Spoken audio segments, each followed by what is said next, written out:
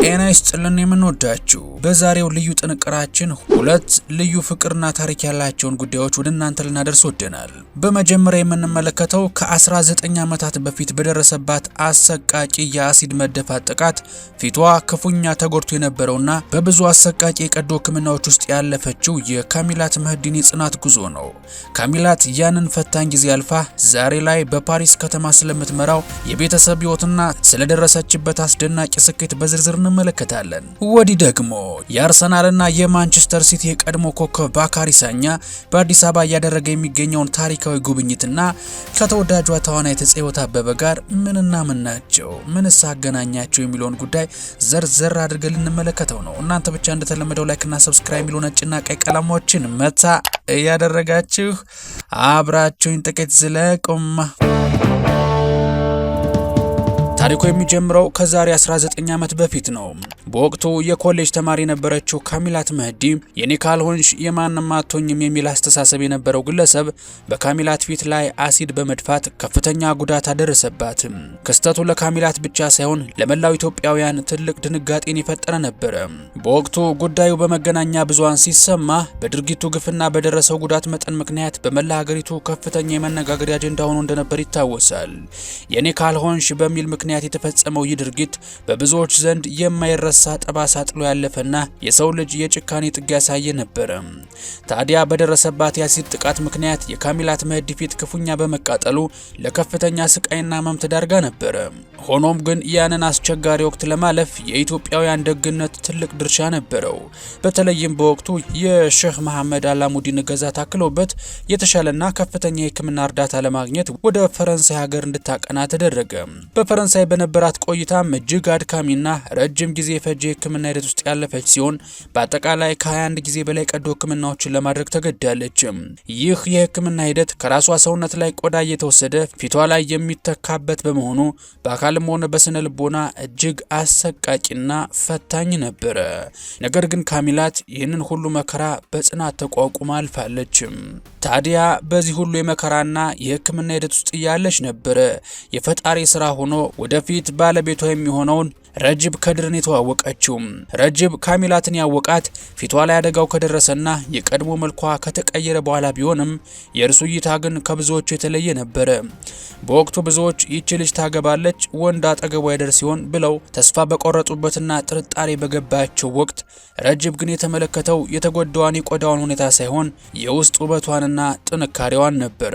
ረጅብ ስለ ካሚላትና ስለ ፍቅራቸው ሲናገር እኔማ ፈቅራት ልቤ ውስጥ ያለችውን ካሚላትን ነው፣ ውጫዊ ነገር ለኔ ቦታ የለውም በማለት የእውነተኛ ፍቅርን ምንነት በተግባር አሳይቷል። በሕክምና ወቅት ሁሉ ከጎኗ በመሆን ብርታት የሆናት ለዛሬው ስኬቷና ደስታዋ ትልቅ መሰረት ሆኗል።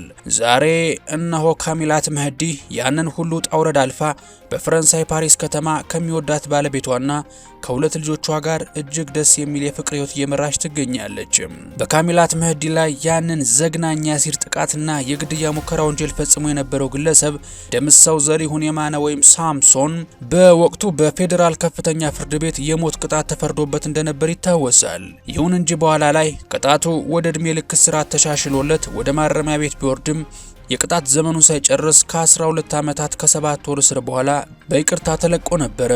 ነገር ግን ይህ ግለሰብ ከእስር ከተፈታም በኋላ ከወንጀል ድርጊቶቹ እንዳራቀ የፌዴራል ፖሊስ ምርመራ አመላክቷል። እንደ ፌዴራል ፖሊስ የወንጀል ምርመራ ጠቅላይ መምሪያ መግለጫ ከሆነ ተጠርጣሪው ከእስር ቤት ከወጣ በኋላ ከ30 በላይ ሴቶች ላይ የማታለልና የገንዘብ ማጭበርበር ወንጀሎች ፈጽሟል ተብሎ ተጠርጥሮ ዳግም በቁጥጥር ስር ውሏል። ለዚህም እንዳብነት የቀረበው በጀርመን ሀገር ነዋሪ የነበረችውና ወደ ኢትዮጵያ በመምጣት በኮንስትራክሽን ዘርፍ ኢንቨስትመንት ላይ ተሰማርታ የነበረችው ማህሪት ክፍሌ ላይ የደረሰው ጉዳት ነው። ተጠርጣሪው የግለሰቧን የዋህነት በመጠቀምና ቀርቦ በመወዳጀት በንብረቶቿ ላይ ውክልና ካገኘ በኋላ ውክልናውን ተጠቅሞ ንብረቶቿን በሙሉ እንደሸጠባት ፖሊስ በምርመራ መዝገቡ ላይ አስፍሯል። ከዚህም በላይ ተጠርጣሪው ድርጊቱን የደረሰችበትን ተበዳይ ለማሸማቀቅና ክሷን እንድታነሳ ለማድረግ በሌላ ሰው ስም ሐሰተኛ ክስ በማዘጋጀት ደብረ ብርሃን ተወስዳ እንድትታሰር ማድረጉም ተገልጿል። የግል ተበዳይዋን በወቅቱ በደህንነቷ ላይ ስጋት አድሮባት ወደ ጀርመን ተመልሳ የነበረ ቢሆንም እዚያ ሆና ለፌዴራል ፖሊስ ባቀረበችው ክስ መሰረት ተጠርጣሪው ከግብረ አበሮቹ ጋር በቁጥጥር ስር ውሎ ምርመራ እየተካሄደበት ይገኛል። በዚህ የማጭበርበር ተግባር ውስጥ በፍትህ ተቋማት ውስጥ የሚያገለግሉ ጥቂት ግለሰቦችም በተባባሪነት መሳተፋቸውን ፖሊስ ጠቅሷል።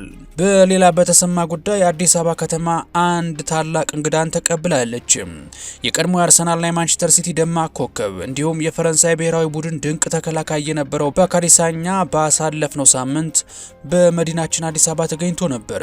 በፕሪሚየር ሊጉ በነበረው ድንቅ ብቃትና በታወቀው የጸጉር ስታይሉ የሚታወሰው ሳኛ ወደ ኢትዮጵያ የመጣው ለሽርሽር ብቻ ሳይሆን ለሀገራችን እግር ኳስ እድገት አሻራውን ለማሳረፍና አዲስ አበባን ለዓለም አቀፍ ባለሀብቶችና ጎብኚዎች ለማስተዋወቅ ጭምር ነው። ባካሪ ሳኛ ወደ አዲስ አበባ የመጣበት ዋነኛ ምክንያት የኢትዮጵያ ብሔራዊ ቡድን አዲስ ማሊያን ይፋ የሚያደርግበትን ታሪካዊ ስነ ስርዓት ለመታደም ነው። ይህንን ታላቅ ዝግጅት በፕላቲኒየም ስፖንሰርነት የመራውና ለስኬቱ ከፍተኛ ድርሻ ያበረከተው ደግሞ ተወዳጇ ተዋናይት ጽዮት አበበ አምባሳደር የሆነችለት አኮያ ፕሮፐርቲስ ነው። በቦሌ ዓለም አቀፍ አውሮፕላን ማረፊያ ለባካሪ ሳኛ በተደረገው ደማቅ አቀባበል ላይ ታዋቂው አርቲስት ጽዮት አበበም ተገኝታ ነበረ።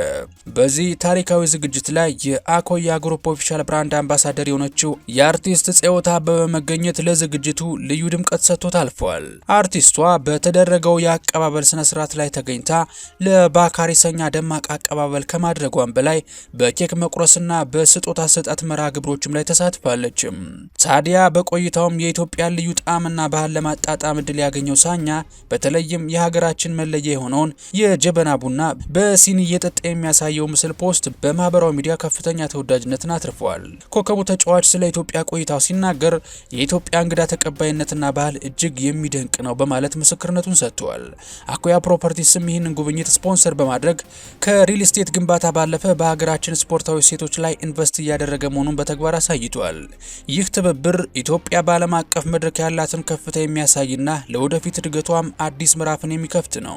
የምንወዳችሁ የቻናላችን ተከታዮች ለዛሬ ያዘጋጅንላችሁ ልዩ ዝግጅት ይህን ይመስል ነበረ።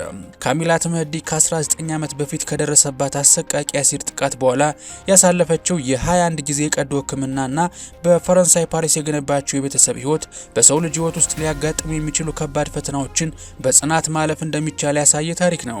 በሌላ በኩል የቀድሞ የአርሰናልና የማንቸስተር ሲቲ ተከላካይ ባካሪ ሳኛ በአዲስ አበባ ያደረገው ቆይታ ለሀገራዊ ገጽታ ግንባታ የነበረውን የላቀ ፋይዳ ተመልክተናል። አኮያ ፕሮፐርቲስ ከአርቲስት ጽዮት አበበ ጋር በመሆን እንዲህ ያሉ ዓለም አቀፍ ዝነኞች ወደ ኢትዮጵያ እንዲመጡና ባህላችን እንዲያስተዋውቁ ማድረጋቸው የሀገራችንን የቱሪዝምና ኢንቨስትመንት አማራጮች ለዓለም ለማሳየት የሚያደርገውን ጥረት በከፍተኛ ሁኔታ የሚያግዝ ነውም ተብሏል። ሳኛ ስለ ኢትዮጵያ እንግዳ ተቀባይነት የሰጠው ምስክርነትም ለዚህ ትልቅ ማሳያ ነው። እናንተም እንግዲህ በዛሬው ዕለት ባነሳናቸው ጉዳዮች ላይ ያላችሁን አስተያየት በኮሜንት መስጫው ላይ እንድታጋሩ እንጋብዛለን። በካሚላት መህዲ የጽናት ጉዞና በባካሪ ሳኛ ጉብኝት ዙሪያ ያላችሁን ምልከታ አካፍሉን። ጥንቅራችን ጠቃሚ ሆኖ ካገኛችሁት ላይክ በማድረግ አጋርነታችሁን ግለጹ። እንዲሁም መረጃው ለሌሎች እንዲደርስ ሼር ማድረጋችሁን አትዘንጉ።